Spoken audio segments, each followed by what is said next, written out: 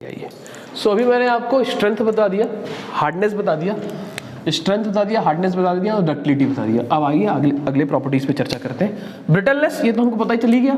Fourth number is the brittleness. Brittleness की अगर mechanical property किसी मटेरियल में है, और सबसे पहली बात तो ब्रिटलनेस की मैकेनिकल प्रॉपर्टी किसी मटेरियल में है तो उस मटेरियल को क्या नाम देंगे जी? ब्रिटल मटेरियल बोलते हैं। और ब्रिटल मटेरियल का एग्जांपल भी आपको मालूम है, क्या है? कंक्रीट, रॉक, ये सब तो है, स्टोन, यही सब तो है। तो आप ये समझिए कि जो ब्रिटलनेस अगर किसी मटेरियल में है, किसी मटेरियल, कोई मटेरियल ब्रिटलनेस की मैकेनिकल प्रॉपर्टी रख रहा, तो अगर वो टेंसाइल से सब्जेक्टेड होगा, ये कोई ब्रिटलनेस मटेरियल है, ब्रिटल मटेरियल है, अगर वो टेंसाइल से सब्जेक्टेड होगा तो क्या होगा? वायर के फॉर्म में कन्वर्ट कर पाएगा क्या? नहीं, वायर के फॉर्म में कन्वर्ट नहीं कर पाएगा। और परमानेंट डिफॉर्मेशन देखने को मिलेगा क्या? नहीं। तो वीक अगर हम बात करें तुरंत ही टूट जाएगा अगर टेंसाइल लोड सब्जेक्टेड होगा तो ब्रिटल मटेरियल वीक किस में होता है? टेंशन में। तो ये जो कंक्रीट है, ये जो रॉक है, जो हमारे रूफ पे भी लगा हुआ है ना, वो किस लिए लगा होता है? क्योंकि इसका स्ट्रेंथ किस में होता है? इसका जो क्या बोल रहे थे, इसको स्ट्रेंथ है जिसका, इसका जो स्ट्रेंथ किस में होता है? अरे किस में होता है? अरे कुछ भी बोलते हैं। जैसे कि हमारा ये जो जैसे रूफ है ना, ये छत है ना, यहाँ से एक ये बना लिया, एक वो बना लिया, और एक रूफ है, तो ये ऐसे ऐसे बैंड हो रहा था, ध्यान देना, ऐसे बैंड होता है ना। इधर कंप्रेसिव, इधर क्या लग रहा है? टेंसाइल। तो नीचे टेंसाइल आ रहा था, ऊपर क्या आता है? कंप्रेसिव। तो हमारे में जो अरेंजमेंट रहता है वो नीचे क्या लगाते हैं अपन? स्टील। स्टील के बाहर रहते हैं ना, नीचे स्टील के बाहर रहते हैं, क्योंकि स्टील कैसा है? डक्टाइल है, तो स्ट्रॉन्ग जो है, स्ट्रेंथ मतलब वही स्ट्रॉन्ग, नीचे स्टील है। ध्यान देना, ये जो रूफ है उसमें नीचे स्टील लगा होता है, बाहर लगाते हैं छड़। सुन रहे हो कि नहीं यार? नीचे स्टील लगा, स्टील इसलिए लगा है क्योंकि नीचे टेंशन आ रहा है, तो वहां पर ऐसा मेंबर चाहिए जो स्ट्रॉन्ग किसमें हो? टेंशन में। तो नीचे स्टील, और ऊपर में क्या लगा है? ऊपर में क्या रहता है? कंक्रीट। इसके ऊपर कंक्रीट है ना, तो क्योंकि ऊपर क्या आ रहा है? कंप्रेसिव, तो ये ऊपर कंक्रीट लगा हुआ है। तो कंक्रीट जो है वो ब्रिटल मटेरियल है, वो स्ट्रॉन्ग किसमें होता है? कंप्रेशन फोर्स में। सही बात है जी, ठीक है, इससे ज़्यादा जानने की जरूरत नहीं है। टेंशन में ये वीक हो, और इसमें ऐसा कुछ नहीं देखने को मिलेगा। परमानेंट डिफॉर्मेशन ऐसा कुछ देखने को मिलेगा क्या? परमानेंट डिफॉर्मेशन ऐसा कुछ देखने को मिलेगा क्या? नहीं। देखने को मिलेगा क्या? नहीं। टेम्परेरी डिफॉर्मेशन ऐसा कुछ देखने को मिलेगा? टेम्परेरी डिफॉर्मेशन देखने को मिलेगा क्या रॉक में? टेम्परेरी डिफॉर्मेशन देखने को मिलेगा? किसमें, कब टेम्परेरी डिफॉर्मेशन देखने को मिलता है? किसी मटेरियल में कब टेम्परेरी डिफॉर्मेशन देखने को मिलेगा? किसी मटेरियल में कब परमानेंट डिफॉर्मेशन देखने को मिलेगा? नहीं। डक्टाइल मटेरियल दैट मीन्स ऐसा मटेरियल जो अलाउ करता है अपने आप को एक डायरेक्शन में डिफॉर्म होने के लिए। जब खींच रहे लोड छोड़ रहे, लेकिन वो परमानेंट डिफॉर्म है, तो परमानेंट डिफॉर्मेशन क्यों आ रहा है उसके अंदर? स्टोन के अंदर परमानेंट डिफॉर्मेशन क्यों नहीं आ रहा है? किसी मटेरियल को खींच रहे लोड छोड़े तो अपने ओरिजिनल शेप को रिगेन कर गया, तो ओरिजिनल शेप को रिगेन क्यों किया? इलास्टिसिटी है, इलास्टिसिटी। इस स्टोन के अंदर ना ही परमानेंट डिफॉर्मेशन देखने को मिलेगा, कि परमानेंट मतलब एक स्टोन है, उसको पीट के अब उसको दूसरे शेप पे बना दिया आपने, ऐसा होगा क्या? नहीं होगा, पीटेंगे टूट जाएगा। ठीक है, जब स्टोन में लोड लगा रहे हैं और लोड को छोड़ रहे हैं तो स्टोन वापस चला जा रहा है, ऐसा होगा क्या? नहीं होगा। दैट मीन टेम्परेरी डिफॉर्मेशन भी देखने को नहीं मिलेगा। तो टेम्परेरी डिफॉर्मेशन किसी चीज में देखने को कब मिलता है? जब उसके अंदर क्या हो? इलास्टिसिटी। इलास्टिसिटी की मैकेनिकल प्रॉपर्टी होगी तो उसके अंदर क्या होगा? टेम्परेरी डिफॉर्मेशन देखने को मिलेगा। दैट मींस लोड को रिमूव करोगे तो अपने ओरिजिनल शेप को क्या कर लेगा? रिगेन कर लेगा। डक्टिलिटी कारण नहीं होता वो, डक्टिलिटी तो अपने आप को अलाउ करता है एक डायरेक्शन में डिफॉर्म होने के लिए ना।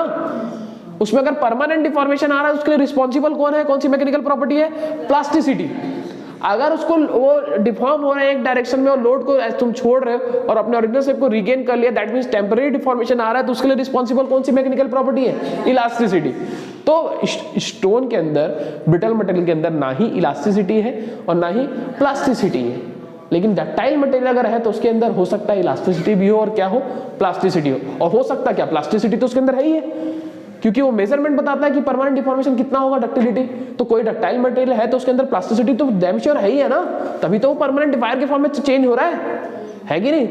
हाँ ठीक है, तो इसके अंदर ना ही कोई डक्टिलिटी है, सॉरी ब्रिटल के अंदर ना ही कोई इलास्टिसिटी है ना ही कोई प्लास्टिसिटी है। इलास्टिसिटी है that means temporary deformation possible है, plasticity that means permanent deformation possible है। सही बात है ना, ठीक है। इसमें इतना ही जानते हैं हम, ब्रिटल प्रॉपर्टी में, ब्रिटलनेस में इतना ही जानते हैं। अगला क्या है, इलास्टिसिटी बता ही दिया। इलास्टिसिटी तो इलास्टिसिटी किसी भी मटेरियल के अंदर है दैट मींस उसमें क्या देखने को मिलेगा, हाँ अरे क्या बोलो ना, हाँ टेम्पररी डिफॉर्मेशन, टेम्पररी डिफॉर्मेशन। तो ये जो टेम्पररी डिफॉर्मेशन आएगा जी, ये किसी लोड के में डिपेंड करता है क्या कि लोड कैसा लगे, क्यों किसी लोड पे डिपेंड करता है कि टेंसाइल लोड ही लगना चाहिए उस बॉडी में, कंप्रेसिव लोड ही लगना चाहिए, शियर लोड ही लगना चाहिए, बेंडिंग मूवमेंट ही लगना चाहिए, ट्विस्टिंग मूवमेंट ही लगना चाहिए, ऐसा डिपेंड करता है। लोड से कोई मतलब ही नहीं, irrespective of the loading, load कैसा भी लगे। इलास्टिसिटी है दैट मींस लोड कैसा भी लगे, अगर वो डिफॉर्म हो रहा है उसके अंदर इलास्टिसिटी है, तो एक सर्टेन लिमिट तक ऐसा होता है कि लोड को अगर हम रिमूव कर दें, वो लोड किसी भी टाइप का हो, उस लोड को अगर रिमूव कर दे तो अपने ओरिजिनल शेप को रिगेन कर लेता है। इसलिए हम क्या बोलते हैं, इसमें क्या देखने को मिलता है, टेम्पररी डिफॉर्मेशन। तो वही मैं लिख देता हूं कि ओरिजिनल शेप को रिगेन कर लेता है। कब कर लेता है, व्हेन रिमूव द लोडिंग। सही बात है, ठीक है, इससे आप जानने की जरूरत नहीं है। इलास्टिसिटी, जिसके अंदर इलास्टिसिटी की नहीं होगी तो ऐसा वो ओरिजिनल शेप रिगेन करने वाला काम नहीं कर पाएगा। सही बात है, उसमें क्या दिक्कत है। प्लास्टिसिटी, प्लास्टिसिटी ऐसी मैकेनिकल प्रॉपर्टी है किसी मटेरियल की, अगर किसी मटेरियल के अंदर है प्लास्टिसिटी तो उसमें क्या देखने को मिलेगा, हाँ सही बात है ना, परमानेंट डिफॉर्मेशन देखने को मिलेगा, ओरिजिनल दैट परमानेंट डिफॉर्मेशन देखने को मिलेगा। जैसे कि ये थोड़ा मैं आप बाद में बताऊंगा, जैसे कि अभी नहीं बताता, कंफ्यूज होंगे। स्ट्रेस स्ट्रेन डायग्राम बताऊंगा तो अच्छे से बताऊंगा इसको। और प्लास्टिसिटी की परमानेंट डिफॉर्मेशन देखने को मिलेगा, और क्या बस हो तो गया, और क्या। अगला बताओ, रेजिलेंस एंड टफनेस, ध्यान देना। तो रेजिलेंस और टफनेस किसका पार्ट है, किसका पार्ट है, स्ट्रेन एनर्जी का। ध्यान देना, ये रेजिलेंस और टफनेस,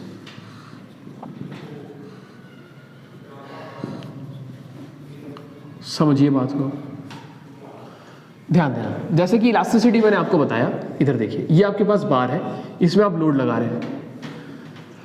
बार में जब मैं लोड लगा रहा हूं और इसके अंदर इलास्टिसिटी है तो एक सर्टेन लोड तक, जैसे 1 न्यूटन से चालू किया तो ऐसा नहीं है कि जब तक वो टूट जाए तब तक, जब तक वो टूट नहीं जाता। मान के चलिए, समझिए, आप समझिए इस बात को। इसको और अच्छे से समझाऊंगा जब स्ट्रेस स्ट्रेन डायग्राम बताऊंगा माइल्ड स्टील का, आपको क्रिस्टल क्लियर हो जाएगा। 1 न्यूटन से चालू किया, सपोज 90 न्यूटन में ये ब्रेक हो जाता है। कितने में ब्रेक होता है, 90 न्यूटन में। तो अगर कोई एक मटेरियल है, ये कोई मटेरियल है, नाम नहीं ले रहा इसका, कोई मटेरियल है, तो उसके अंदर अगर इलास्टिसिटी की मैकेनिकल प्रॉपर्टी है तो हमको मालूम है कि अगर इलास्टिसिटी की मैकेनिकल प्रॉपर्टी है दैट मींस क्या, कैसा डिफॉर्मेशन देखने को मिलेगा, टेम्पररी। दैट मींस लोड को रिमूव करूंगा तो अपने ओरिजिनल शेप को क्या कर लेगा, रिगेन कर लेगा। लेकिन इसका मतलब ये नहीं है कि 1 न्यूटन से चालू किया और 90 न्यूटन पे ब्रेक हो रहा है तो मैं 80 न्यूटन तक, 85 न्यूटन तक, 70 न्यूटन तक लोड को लगाऊंगा, लोड को रिमूव करूंगा तो अपने ओरिजिनल शेप को रिगेन कर लेगा। ऐसा नहीं होता। तो कैसा होता है, एक सर्टेन लिमिट होता है लोड का। क्या पता वो 10 न्यूटन तक ही हो, क्या पता वो 15 न्यूटन तक ही हो, क्या पता वो 20 न्यूटन तक ही हो। ऐसा नहीं हो कि जब तक ब्रेक नहीं कर दे, जब तक टूट नहीं जाता तब तक उसके अंदर इलास्टिसिटी का लिमिट होगा। इलास्टिसिटी का क्या होता है, एक लिमिट। वैसे प्लास्टिक का क्या होता है, लिमिट। परमानेंट डिफॉर्मेशन हो रहा है इसका ये मतलब नहीं है ना वो कभी टूटेगा ही नहीं। लोड लगा रहे हो सर इसमें प्लास्टिसिटी तो परमानेंट डिफॉर्मेशन होगा, क्या ही दिक्कत है। अरे भाई तो उस प्लास्टिक लिमिट के तो एक्सीड कर जाओगे तो वो टूट जाएगा ना। परमानेंट सर इसके अंदर तो प्लास्टिसिटी है, इसको डिफॉर्म करो लोड लगा के आराम से, कितना भी लोड लगाओ, क्या ही दिक्कत है। ऐसा थोड़ी ना होगा, एक सर्टेन लिमिट के बाद तो टूट जाएगा ना। परमानेंट डिफॉर्मेशन देखने को मिलेगा, दैट मींस उसका तुम एरिया चेंज कर सकते हो, लेकिन एक सर्टेन लिमिट के बाद तो टूट जाएगा। सही बात है ना। तो ध्यान दो, रेजिलेंस समझने से पहले आप स्ट्रेन एनर्जी समझिए। स्ट्रेन एनर्जी क्या है, तो ध्यान देना, स्ट्रेन एनर्जी क्या चीज है। इलास्टिसिटी क्या बोलता है कि अगर एक सर्टेन लोड तक हम लोड लगाएं उस बॉडी पे और उसके कारण कोई इसमें डिफॉर्मेशन देखने को मिला है तो एक सर्टेन लोड तक, मान के चलिए मैं 15, ये ऐसा कंडीशन है लोडिंग का, तो मान के चलिए 20 न्यूटन तक बोल रहा हूँ, तो 1 न्यूटन से लेकर 20 न्यूटन तक लोड तुम लगा रहे हो, और 2 न्यूटन 3 न्यूटन 4 न्यूटन में जब तुम पहुंच रहे हो तो थोड़ा बहुत डिफॉर्मेशन देखने को मिल रहा है, तो लोड को तुम रिमूव करोगे तो अपने ओरिजिनल शेप को क्या कर लेगा, रिगेन। यही इलास्टिसिटी है। अब समझिए बात को, जब तुम इसमें लोड लगाए तो सपोज इसमें एक्सटेंशन आया है इस 20 न्यूटन के अंदर, यही इसका इलास्टिक रेंज है, इलास्टिक लिमिट है, समझना बात। अब जब तुम लोड लगाए हो और इसको तुमने इतना डिफॉर्म कर दिया लोड को, तब जब तुम छोड़ोगे तो अपने ओरिजिनल शेप को क्या कर ले रहा है, रिगेन। सुनना, फिर से ध्यान देना। अब तुम लोड लगाए हो, मान के चलो इलास्टिक लिमिट है, मान के चलो 15 लीटर का तुम लोड लगाए हो, तो जब तुम लोड लगा रहे हो तो इसके अंदर एक इंटरनल एनर्जी सेटअप हो रहा है जो क्या कर रहा है, इसको खींच के लाने का काम कर रहा है। जब लोड हटा रहा है तो अपने ओरिजिनल शेप को रिगेन नहीं कर रहा है, तो इसके अंदर एक एनर्जी सेटअप हो गया है, इंटरनल एनर्जी सेटअप हो गया है। किसके कारण, इस लोड लगाने के कारण, जो इसको वापस खींच के अंदर लेके आ रहा है। समझ रहे हो, कोई एक शक्ति तो होगा जो इसको खींचेगा और इधर शेप को रिगेन करता है, तो एक शक्ति इस मटेरियल के अंदर है जिसको वापस खींच के लेके आ रहा है। तो वही जो शक्ति है जो उसको वापस खींच के रिगेन करवा रहा है, वही शक्ति क्या कहलाता है, स्ट्रेन शक्ति। स्ट्रेन एनर्जी है कि नहीं। What is the definition of strain energy, जब भी कोई बॉडी एक्सटर्नल लोड से सब्जेक्टेड रहता है, जब भी कोई बॉडी एक्सटर्नल लोड से सब्जेक्टेड रहता है तो उस बॉडी के अंदर एक इंटरनल एनर्जी सेटअप हो जाता है। वही जो इंटरनल एनर्जी बॉडी के अंदर सेटअप हो जाता है इज कॉल्ड स्ट्रेन एनर्जी। जो कोई वर्क करता है, तीर खींच रहे हो मान, तो अब तुम इसमें लोड लगा रहे हो ना इसमें, तो जब तुम लोड लगाते जा रहे हो तो इसके अंदर एक एनर्जी सेटअप हो गई है। अब लोड को तुमने छोड़ा तो जो इसके अंदर एनर्जी सेटअप हो गई थी वही एनर्जी तो इसको तीर को दे रहा है। सही बात है ना। तो ध्यान देना, what is the strain energy. Strain energy क्या चीज है, internal energy stored in a body when body is subjected to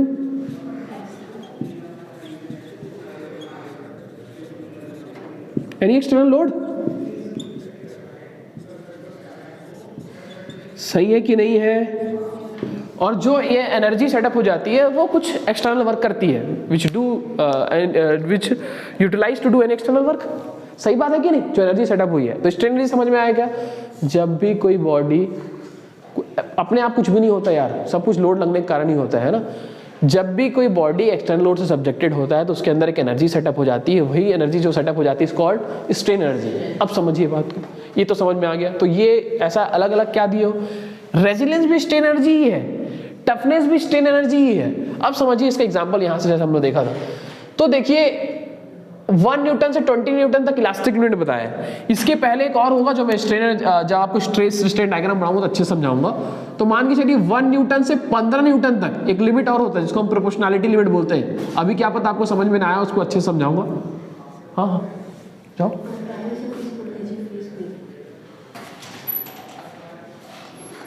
one Newton से 15 न्यूटन तक सपोज एक प्रोपोर्शनैलिटी लिमिट है। सर प्रोपोर्शनैलिटी लिमिट समझाऊंगा। प्रोपोर्शनैलिटी अभी नहीं समझा रहा, समझा भी देते हैं। उसमें क्या है, प्रोपोर्शनैलिटी लिमिट कहने का मतलब stress is directly proportional to strain. अभी आपको समझ में भी नहीं आएगा क्या है ये प्रोपोर्शनैलिटी लिमिट, जहां तक हुक्स लॉ वैलिड करता है अभी आपको समझ में नहीं आएगा, उतना मैं नहीं समझाना चाह रहा, ध्यान देना बस इसको थोड़ा समझ लो।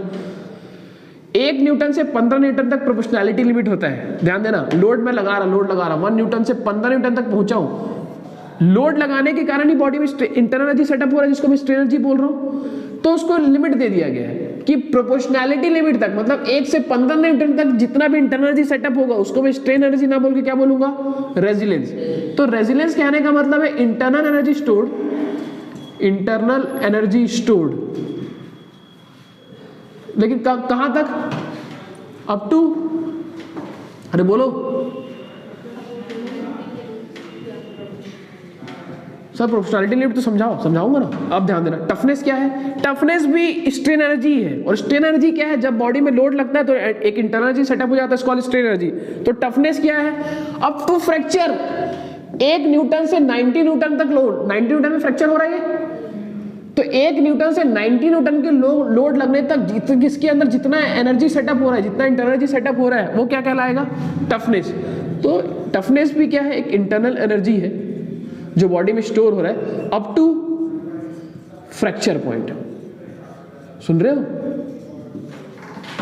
सो रेजिलियंस और टफनेस दोनों ही क्या है, स्ट्रेन एनर्जी है, लेकिन लिमिट दे दिया गया है कि आप लोड लगा रहे हैं लेकिन प्रोपोर्शनैलिटी लिमिट तक लोड लगाया आपने, उसके कारण जितना एनर्जी सेटअप हुआ है वही जो स्ट्रेन एनर्जी है उसको नाम रेजिलियंस दे दो। आप लोड लगा रहे हैं, बॉडी के टूट जाने तक लोड लगाए हैं, उसके कारण जितना एनर्जी सेटअप हुआ है उसको क्या नाम दे दिया गया है, टफनेस। अब इस रेजिलियंस में और टर्म है, what is proof resilience exam में आता है, what is modulus of resilience exam में क्वेश्चन आता है, मॉडुलस ऑफ टफनेस क्या है, हम धीरे धीरे चर्चा करते हैं इसके बाद। आप इतना लिखिए पहले, इसको लिखिए पहले।